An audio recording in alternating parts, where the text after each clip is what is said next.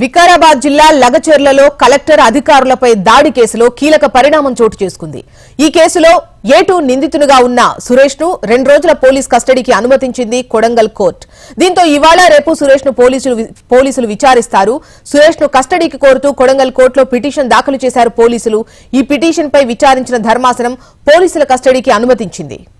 ఇక వివరాలు మనకు నరేంద్రాచారి అందిస్తారు. నరేంద్రాచారి,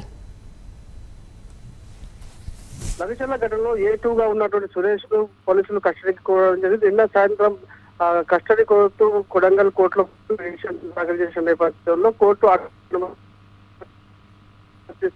2 రోజుల పాటు జరిగింది. దీంతో ఈ రోజు సురేష్ ను A2గా లగచర్ల ఘటనలో A2గా ఉన్నటువంటి సురేష్ ను నేడు పోలీసులు కస్టడీ తీసుకున్నారు. 2 రోజుల పాటు విచారించిన తర్వాత తిరిగి వాళ్ళ కోర్టులో హాజరుపరుచున్నారు. మొత్తాన్ని చూసుకుంటే సురేష్ చూస్తున్నట్టయితే సురేష్ మొత్తానికి ఈ లగచర్ల ఘటనకు అతని ప్రధాన సూత్రధారుడిగా పోలీసులు భావిస్తారు. A2గా అతను ఇప్పటికే కోర్టులో కేసులో ఇప్పటికే నమోదు చేయడం జరిగింది. మొత్తానికి ఈ రోజు అతన్ని 10-11 గంటలకు పోలీసులు కోర్టుల ద్వారా అతను కస్టడీకి తీసుకున్న పాటు విచారించిన అనంతరం అతను మళ్ళీ తిరిగి కొడంగల్ కోర్టులో ప్రవేశపెట్టినట్టుగా పోలీసులు చెప్తున్నారు. ఏదేమైనప్పటికీ ఈ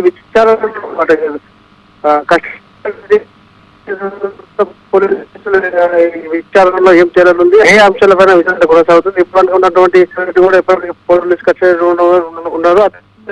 కస్టడీ మాత్రం పోలీసులు అయితే కోర్టు కస్టడీకి ఇచ్చిన నేపథ్యంలో అతన్ని ఎలా విచారించబోతున్నారు, ఏ అంశాలపైన అడిగే అవకాశాలు ఉన్నాయని మాత్రం ఉత్కంఠ కొనసాగుతుంది. ఇదేమంటే 2 రోజుల పాటు కొడంగల్ కోర్టు A2 సురేష్ ను కస్టడీకి ఇవ్వడం మరి కాసేపట్లో పోలీసులు అతన్ని కస్టడీ తీసుకునే అవకాశాలు కనిపిస్తున్నాయి. శిలా రైట్ నరేంద్రాచారి.